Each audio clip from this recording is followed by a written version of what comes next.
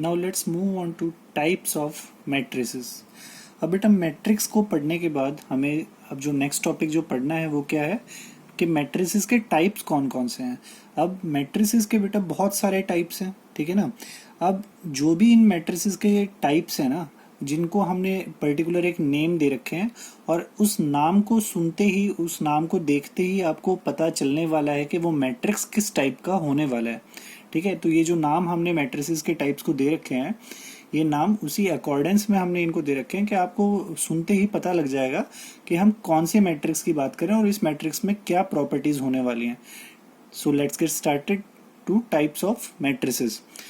First जो हमारे पास matrix का टाइप आता है वो आता है बेटा रो मैट्रिक्स। आप देखो row matrix as its name indicates कि इस मैट्रिक्स में सिर्फ रो की बात होने वाली है या सिर्फ रो ही होने वाली है।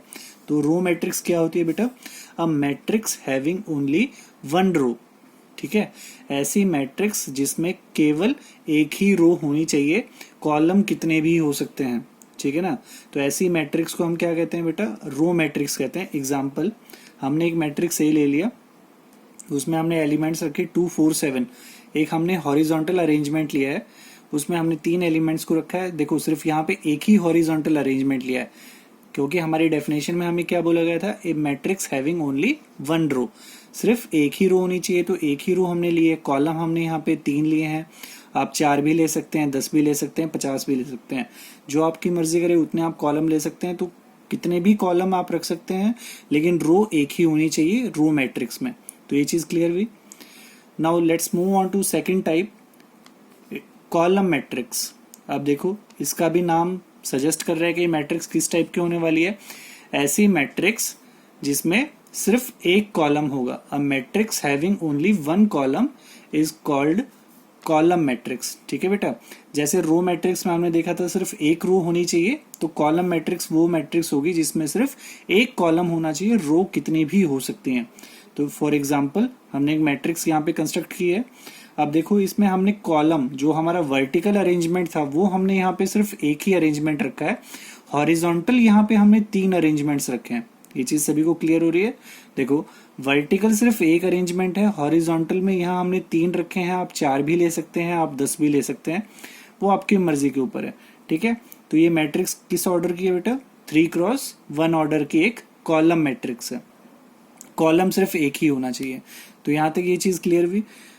अब हमारे पास थर्ड टाइप है मैट्रिसेस का, रेक्टेंगुलर मैट्रिक्स। अब देखो इसका नाम रेक्टेंगुलर सजेस्ट कर रहा है कि ये मैट्रिक्स जो होगी वो एक रेक्टेंगल टाइप की होगी। अब रेक्टेंगल कौन होते हैं बेटा? आप सभी जानते हैं। तो चलिए इसकी डेफिनेशन देखते हैं। अब matrix of order m cross n, कोई भी मैट्रिक्स जो m क्रॉस n ऑर्डर की होगी, is said to be rectangular matrix if m is not equals to n। अगर ये हमारा m और n इक्वल नहीं होंगे तो वो मैट्रिक्स हमारी क्या कहलाएगी बेटा? Rectangular matrix. दैट इज हम क्या कहना चाह रहे हैं बेटा? क्या कहना चाह रहे हैं यहाँ देखो, number of rows not equals to number of columns. हमारी जो रोज हैं, नंबर ऑफ रोज हैं, वो हमारे नंबर ऑफ कॉलम्स के इक्वल नहीं होनी चाहिए। तो इस टाइप की जो मैट्रिसेस होती हैं उन मैट्रिसेस को हम क्या कहेंगे बेटा? Rectangular matrices. ये चीज क्लियर भी। रेक्टेंगल में देखो हमारा लेंथ और ब्रेड्थ इक्वल नहीं होते हैं, तो उसी चीज को आपने माइंड में रखो कि यहाँ पे हमारे जो नंबर ऑफ रोज हैं वो नंबर ऑफ कॉलम्स के इक्वल नहीं होंगी, ठीक है ना बेटा। एक एग्जांपल हमने यहाँ पे दिया आपको, एक मैट्रिक्स ए हमने यहाँ पे कंस्ट्रक्ट किया जिसमें देखो हमने यहाँ पे 2 हॉरिजॉन्टल अरेंजमेंट लिए हैं और 3 वर्टिकल अरेंजमेंट्स लिए हैं। तो यानी इसके मतलब हमारे पास यहाँ पे क्या है? हमारे पास यहाँ पे 2 रोज हैं और 3 कॉलम्स हैं। तो ये किस ऑर्डर की मैट्रिक्स बन गई बेटा? 2x3 ऑर्डर की। देखो यहाँ पे हमारे number of rows number of columns के इक्वल नहीं है, विच मीन्स ये एक मैट्रिक्स कैसी मैट्रिक्स है बेटा? रेक्टेंगुलर मैट्रिक्स है। तो ये चीज आपको क्लियर हुई। Now let's move on to next type of our matrices which is square matrix। अब देखो इसका नाम सजेस्ट कर रहा है स्क्वायर कैसा होता है, आप जानते हैं। तो चलिए इसकी डेफिनेशन भी देख लेते हैं। अब matrix of order m cross n is said to be square matrix if m is equals to n। That is हम क्या कहना चाह रहे हैं? Number of rows is equals to number of columns. तो बेटा ऐसी मैट्रिक्स जिसके number of rows number of columns के इक्वल होंगे, ऐसी मैट्रिक्स को हम क्या कहेंगे बेटा? Square matrices. ठीक है ना। अब जो स्क्वायर मैट्रिक्स है बेटा, ये बहुत ही इंपॉर्टेंट है। इस स्क्वायर मैट्रिक्स की बहुत सारी टाइप्स हमें आगे पढ़ने को मिलेंगी। इसकी टाइप से हमें मतलब ये है कि जो भी हम अब नेक्स्ट टाइप्स पढ़ने वाले हैं उसमें एक कैरेक्टरिस्टिक, एक प्रॉपर्टी उसके अंदर ऑलरेडी होगी कि वो मैट्रिक्स हमारी स्क्वायर मैट्रिक्स होनी चाहिए, क्योंकि अगर वो मैट्रिसेस स्क्वायर मैट्रिसेस नहीं होंगी तो बाकी जो नेक्स्ट टाइप हैं वो हम डिफाइन ही नहीं कर पाएंगे। तो ये चीज़ अपने दिमाग में बिठा लेना। स्क्वायर मैट्रिक्स कौन सी मैट्रिसेस होती हैं? कि जिनके नंबर ऑफ रोज और नंबर ऑफ कॉलम्स इक्वल होते हैं, ऐसी मैट्रिसेस को हम स्क्वायर मैट्रिक्स कहते हैं। फॉर एग्जांपल हमने एक मैट्रिक्स ए को कंस्ट्रक्ट किया है यहाँ पे। अब देखो, इसमें हमने 3 हॉरिजॉन्टल अरेंजमेंट लिए हैं और 3 ही वर्टिकल अरेंजमेंट लिए हैं। ये चीज सभी को दिखाई दे रही है। तो देखो, फर्स्ट रो में 3 एलिमेंट रखे हैं, सेकंड रो में भी 3 एलिमेंट रखे हैं, थर्ड रो में भी 3 एलिमेंट्स हैं। ठीक है। तो इसमें हमारे पास 3 रो हैं, 3 कॉलम है, तो यहाँ हमने उसका ऑर्डर भी लिख दिया। 3x3 का मैट्रिक्स है ये चीज। अच्छा, अब देखो, जो एक जरूरी चीज वो क्या है कि अब तक जो भी हमने आपको मैट्रिसेस का ऑर्डर लिखना बताया था वो हमेशा m×n की फॉर्म में हमने लिखा था। ये चीज सभी को याद है। पिछले वीडियो में भी हमने आपको ये चीज बताई थी कि जब भी हम मैट्रिक्स का ऑर्डर डिफाइन करते हैं तो हम क्या लिखते हैं? Number of rose into number of columns वहां पे लिखते हैं। लेकिन बेटा स्क्वायर मैट्रिसेस के केस में हम 3x3 लिखने के बजाय डायरेक्ट जो हम वर्बली बोलते हैं, हम आपको ये नहीं बोलेंगे कि construct a matrix of square matrix of 6x6। हम सीधा आपको क्या बोल देंगे? Construct a square matrix of order 6। अब जहां ऑर्डर 6 आ गया तो उसका मतलब आपको ये चीज अंडरस्टूड होनी चाहिए कि उस स्क्वायर मैट्रिक्स में 6 रोज एंड 6 कॉलम्स होने वाले हैं। तो वही चीज हमने आपको यहाँ पे लिख के दिखाई है कि इसको ऐसे ना बोल के हम प्रोनाउंसिएशन, जब भी इसको प्रोनाउंशिएट करते हैं, इसको वर्बली किसी को बताते हैं, तो हम क्या बोलते हैं कि स्क्वायर मैट्रिक्स है वो कितने ऑर्डर की है? 3 ऑर्डर की है। ऐसे यहाँ पे अगर 5x5 होता तो स्क्वायर मैट्रिक्स होती वो 5 ऑर्डर की होती। ऐसे यहाँ पे अगर n रोज n कॉलम्स होते तो हम क्या बोल देते? अ square matrix of order n। तो ये चीज सभी को क्लियर हो रही है। स्क्वायर मैट्रिक्सेस के जब भी हम ऑर्डर की बात करेंगे, किसी को बताएंगे कि ये मैट्रिक्स कितने ऑर्डर का है, स्क्वायर मैट्रिक्स है, तो हम डायरेक्ट सिर्फ उसका नंबर ऑफ रोज जो भी होगा वो वहां पे बोल देंगे, बजाय n×n बोलने के हम सिर्फ वहां पे n का यूज करेंगे। तो ये चीज सभी को क्लियर हुई। So let's move on to next type. अब नेक्स्ट टाइप कौन सी है बेटा? हमारी डायगोनल मैट्रिक्स। ठीक है ना। अब डायगोनल मैट्रिक्स एक स्क्वायर मैट्रिक्स का ही एक टाइप होता है। ठीक है। तो चलिए इसकी डेफिनेशन भी देखते हैं। अ स्क्वायर मैट्रिक्स, अब ये डेफिनेशन जब भी आप किसी को डिलीवर करें डायगोनल मैट्रिक्स की, तो ये चीज आपको वहां पे जरूर मेंशन करनी है कि डायगोनल मैट्रिक्स एक स्क्वायर मैट्रिक्स होती है। ठीक है। तो a square matrix in which all the non diagonal elements are 0। एक ऐसी स्क्वायर मैट्रिक्स जिसके अंदर सारे के सारे नॉन डायगोनल एलिमेंट्स 0 होंगे। अब बेटा देखो, हमने जब मैट्रिसेस का इंट्रोडक्शन स्टार्ट किया था तो वहां मैंने आपको एक जनरल मैट्रिक्स की टाइप बताई थी। वहां मैंने मैट्रिक्स जो जनरली आपको डिफाइन करके दिखाई थी वो m×n की दिखाई थी, और उसके अंदर भी मैंने कोशिश की थी कि मैं आपको डायगोनल के बारे में बता पाऊं। ठीक है। बट वो पॉसिबल नहीं था, वहां हमारा m और n इक्वल नहीं थे, वो रेक्टेंगुलर मैट्रिक्स थी, तो इसीलिए हम वहां पे उसको डिफाइन नहीं कर पाते प्रॉपरली। बट हम स्क्वायर मैट्रिसेस में डायगोनल को प्रॉपरली डिफाइन कर पाएंगे। तो जरा सा ऊपर आप देखिए, ऊपर वाले एग्जाम्पल में हमने एक मैट्रिक्स लिखी हुई है, तो वहां मैंने आपको हिंट दिया था कि जो भी मैट्रिक्स का जो डायगोनल होता है वो क्या होता है बेटा? जो भी हमारे मैट्रिक्स में वो एंट्रीज जहां पे i और j की वैल्यू इक्वल होती हैं। अब i और j की वैल्यू इक्वल वो आप सभी जानते हैं, वो किस किस जगह होंगी। जैसे इस मैट्रिक्स की जो फर्स्ट रो की फर्स्ट एंट्री है, यहाँ पे i की वैल्यू भी 1 है और j की वैल्यू भी 1 है, तो ये इस एंट्री को हम क्या पढ़ते हैं बेटा? a11। ऐसे ही सेकंड रो की जो सेकंड एंट्री है, यहाँ पे जो 5 है, इसको हम क्या प्रोनाउंसिएट करेंगे बेटा? a22। इसकी पोजीशन अगर आपको बतानी है किसी को तो ये कौन सी एंट्री है बेटा? a22, सेकंड रो की सेकंड एंट्री। तो ये चीज क्लियर है। ऐसे ही थर्ड रो में जो थर्ड एंट्री है, इसकी पोजीशन क्या होगी? a33। यहाँ पे i और j की वैल्यू इक्वल होंगे। तो अब ये जो एलिमेंट्स हैं, ये जो एंट्रीज है 1, 5, 9, अब ये एंट्रीज हमारी क्या है बेटा? प्रिंसिपल डायगोनल की एंट्रीज हैं। ये जो आपको दिखाई दे रहा है, मैं जहां पे पेन चला रहा हूं हाईलाइट कर देता हूं मैं बेटा, अब ये जो हम बना रहे हैं यहाँ पे, ये क्या है बेटा, हमारा इस मैट्रिक्स का प्रिंसिपल डायगोनल है। तो ये चीज क्लियर है। अब मूव करते हैं डायगोनल मैट्रिक्स पे।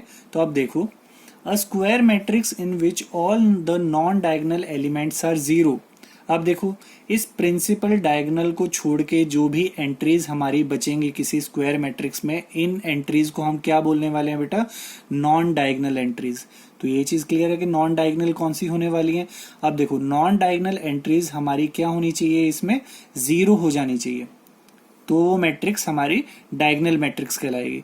ठीक है, that is a square matrix A is equal to A I J. हमने मैट्रिक्स को जनरली रिप्रेजेंट किया है कि मैट्रिक्स हमारी कौन सी है, is a diagonal matrix if A I J is equal to zero for all I not equal to J. अब बेटा इसका मतलब भी क्या है, जहां पे आई और जे की वैल्यू इक्वल नहीं होंगी उन एंट्रीज को हमें जीरो करना है। तो देखो, ये एंट्री है, ये कौन सी होती है बेटा, A12 A13। अब देखो आई और जे की वैल्यू इक्वल नहीं है तो ये जीरो हो जाएंगे। ये कौन सी एंट्री बेटा, A23, ये वाली A21 A31 A32। तो कहीं पे भी आई और जे की वैल्यू इक्वल नहीं है तो ये सारे के सारे क्या कहलाती हैं बेटा, नॉन डायगोनल एंट्रीज कहलाती हैं, और इनको हमें यहाँ पे क्या करना है, जीरो करना है डायगोनल मैट्रिक्स के लिए। तो ये चीज क्लियर है। तो एक एग्जांपल देख लेते हैं हम। हमने देखो एक टू ऑर्डर का एक मैट्रिक्स लिया है, स्क्वायर मैट्रिक्स ऑफ ऑर्डर 2 हमने यहाँ पे लिया है। इस मैट्रिक्स में देखो हमने जो हमारे डायगोनल एंट्रीज हैं उनको छोड़ के बाकी सभी को जीरो रखा है। ये चीज क्लियर है। तो ये हमारी एक टाइप है डायगोनल मैट्रिक्स की। ऐसे ही हमने एक ऑर्डर 3 की एक स्क्वायर मैट्रिक्स ली है यहाँ पे। अब यहाँ देखो बेटा, इसमें डायगोनल एंट्रीज को छोड़ के बाकी सब नॉन डायगोनल एंट्रीज जीरो हैं, तो ये भी हमारी एक एग्जाम्पल हो जाएगा डायगोनल मैट्रिक्स का। तो यहाँ तक बेटा समझ में आया आप सभी को। अब बेटा डायगोनल मैट्रिक्स पे हमने कुछ नोट लिखे हैं, वो नोट एक बार देख लेते हैं। देखो फर्स्ट नोट में क्या लिखा है बेटा हमने, the diagonal entries of a diagonal matrix may और may not be zero but not all zero. इस चीज को समझना बेटा बहुत ज्यादा यहाँ पे जरूरी है। डायगोनल मैट्रिक्स को लेके बच्चों को हमेशा ये मिसकंसेप्ट रहता है कि सर डायगोनल मैट्रिक्स वही मैट्रिक्स होती है जिसके सिर्फ नॉन डायगोनल एंट्रीज जीरो होती है। अब लेकिन देखो, डायगोनल मैट्रिक्स सिर्फ एक ही टाइप की नहीं होती कि सिर्फ नॉन डायगोनल एंट्रीज आपने जीरो रख लिए और डायगोनल एंट्रीज पे आपने कुछ भी नॉन जीरो एलिमेंट ले लिया तो वो डायगोनल मैट्रिक्स हो गए। बेटा डायगोनल मैट्रिक्स में हमारी जो डायगोनल एंट्रीज होती हैं वो भी जीरो हो सकती हैं, ठीक है ना। तो इस चीज को यहाँ पे क्लियर करना बहुत ज्यादा यहाँ पे जरूरी था कि डायगोनल मैट्रिक्स में जो हमारी डायगोनल एंट्रीज हैं वो भी जीरो हो सकती हैं, बट सारी की सारी जीरो नहीं हो सकती। एक यहाँ पे हमने कंडीशन यहाँ पे लगा दी है कि यहाँ पे जो हमारी सारी एंट्रीज होंगी वो जीरो नहीं हो सकती। तो इस चीज को आप अंडरलाइन कर लीजिए, बट नॉट ऑल जीरो। इसका मतलब क्या है कि कम से कम, दैट इज एटलीस्ट वन ए आई का मतलब यहाँ पे क्या होता है, डायगोनल एंट्रीज, जहां पे आई और जे की वैल्यू सेम होती है, इसलिए हमने यहाँ पे ए आई लिख दिया, वो हमारी नॉन जीरो होनी चाहिए। ये चीज क्लियर है आपको। तो यहां तक बच्चों समझ में आया कि हमारी जो डायगोनल मैट्रिक्स होती है वो कौन सी मैट्रिक्स होती है। अभी हमने पढ़ा था ऐसी मैट्रिक्स जिसकी नॉन डायगोनल एंट्रीज जीरो होती हैं, बट डायगोनल एंट्रीज का क्या, वहां हमने इस चीज की बात नहीं की थी कि डायगोनल एंट्रीज में कौन सी टाइप की एंट्रीज होनी चाहिए। तो यहाँ पे इस चीज को यहाँ पे क्लियर कर लो कि डायगोनल एंट्रीज जो होती हैं वो भी जीरो हो सकती हैं, बट सारी की सारी जीरो नहीं हो सकती। कम से कम एक एंट्री तो ऐसी रहनी चाहिए डायगोनल पे जो कि नॉन जीरो होगी, तो वो भी वो डायगोनल मैट्रिक्स ही कहलाएगी। एग्जाम्पल हमने आपको दिया है, देखो नॉन डायगोनल एंट्रीज, ये देखो ये आमने सामने वाली जो एंट्रीज है, ऑपोजिट जो एंट्रीज है, ये नॉन डायगोनल एंट्रीज है। और देखो डायगोनल एंट्री पे मैंने एक जगह जीरो रखा है और एक जगह यहाँ पे नॉन जीरो रखा है। तो ये चीज क्लियर है। तो ये भी एक डायगोनल मैट्रिक्स है। ऐसे ही हमने मैट्रिक्स बी बनाई है। अब देखो इस मैट्रिक्स बी में 3 ऑर्डर का मैट्रिक्स है ये स्क्वायर मैट्रिक्स। अब देखो यहाँ पे जो नॉन डायगोनल एंट्रीज है, ये देखो नीचे वाली ये जो एल शेप में ये जो एंट्रीज हैं ये हमारी नॉन डायगोनल एंट्रीज है। ऐसे ही ऊपर ये जो एल शेप वाली एंट्री है ये भी नॉन डायगोनल एंट्री है। अब देखो जो हमारी डायगोनल पे जो एंट्री थी वहां हमने एक एंट्री को जीरो भी रखा है, बाकी 2 एंट्री हमने नॉन जीरो रखी है, तो ये भी एक डायगोनल मैट्रिक्स है। तो ये चीज क्लियर है बेटा। डायगोनल मैट्रिक्स में हमारी डायगोनल की एंट्री भी जीरो हो सकती है बट सारी जीरो नहीं होनी चाहिए। Now move on to second note. अब वो सेकंड क्या है बेटा, a diagonal matrix of order n can be written as. अब कोई भी डायगोनल मैट्रिक्स है आपके पास ऑर्डर n की, अब देखो यहाँ पे हमने n क्रॉस n नहीं लिखा, ये चीज हम पहले ही आपको क्लियर कर चुके हैं कि कोई भी स्क्वायर मैट्रिक्स है तो उसको बोलते टाइम हम उसका ऑर्डर ऐसे बोलेंगे, ठीक है ना। तो diagonal matrix of order n which means यहाँ पे n रोज हैं, n कॉलम्स हैं, कैन बी रिटन एज। अब उसको हम कैसे लिख सकते हैं, कैसे रिप्रेजेंट कर सकते हैं बेटा, लिखने का एक तरीका है कि मैट्रिक्स को हम कैसे लिखेंगे, a is equals to diagonal. अब डायगोनल एंट्रीज को यहाँ पे जस्ट आपने इंडिकेट कर दिया है मैट्रिक्स में, ठीक है ना। आपने जीरो जो हमारे नॉन डायगोनल एंट्रीज पे जो जीरो होते थे उनको लिखने के बजाय सिर्फ डायगोनल एंट्रीज को यहाँ पे शो किया है, where d1 d2 dn are the diagonal elements. For an example, अभी जो हमने ये जो ऊपर दो मैट्रिसेस आपको लिख के बताए थे इनको हम इस फॉर्म में रिप्रेजेंट करके दिखाएंगे आपको। तो देखो मैट्रिक्स ए को हम कैसे लिख सकते हैं, डायगोनल, और सिर्फ डायगोनल एंट्रीज को हमने यहाँ पे रिप्रेजेंट किया। डायगोनल एंट्रीज कौन कौन थे, 1 और 0, तो वहां पे हमने क्या लिख दिया, 1 और 0। ऐसे मैट्रिक्स बी को जब हम इस फॉर्म में रिप्रेजेंट करेंगे तो कैसे लिखेंगे बेटा, डायगोनल। अब देखो यहाँ पे डायगोनल एंट्रीज कौन कौन है, 1 0 2, तो यहाँ पे हमने मैट्रिक्स में उसको लिख दिया 1 0 2।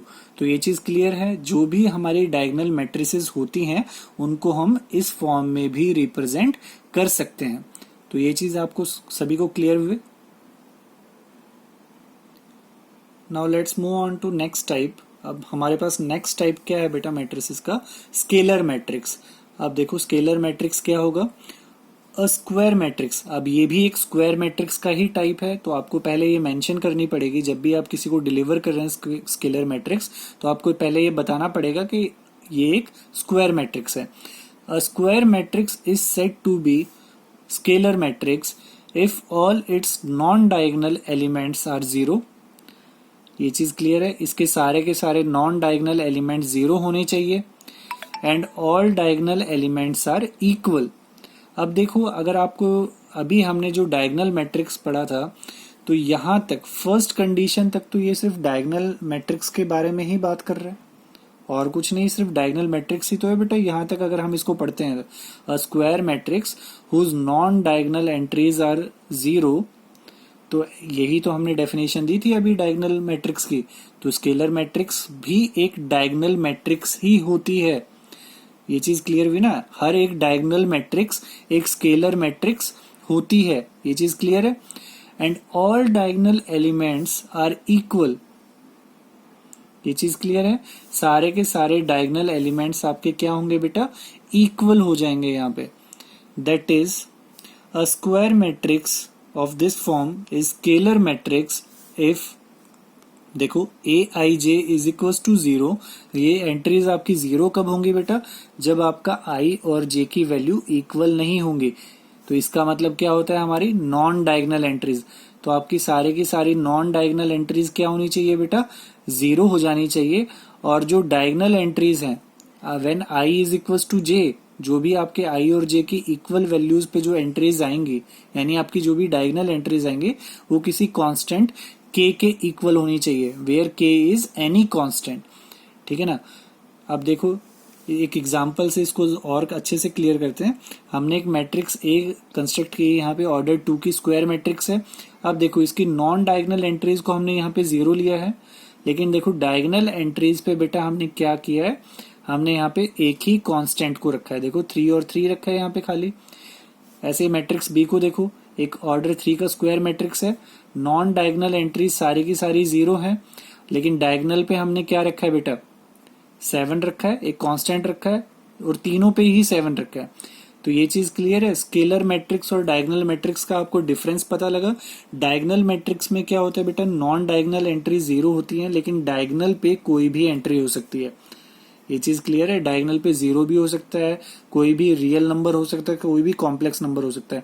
लेकिन यहाँ पे क्या है बेटा, यहाँ पे आपने जो भी स्केलर ले लिया, जो भी कांस्टेंट ले लिया, वही कांस्टेंट दूसरी डायगोनल एंट्री पे आना चाहिए, बाकी नॉन डायगोनल एंट्री यहाँ पे भी जीरो ही होंगी।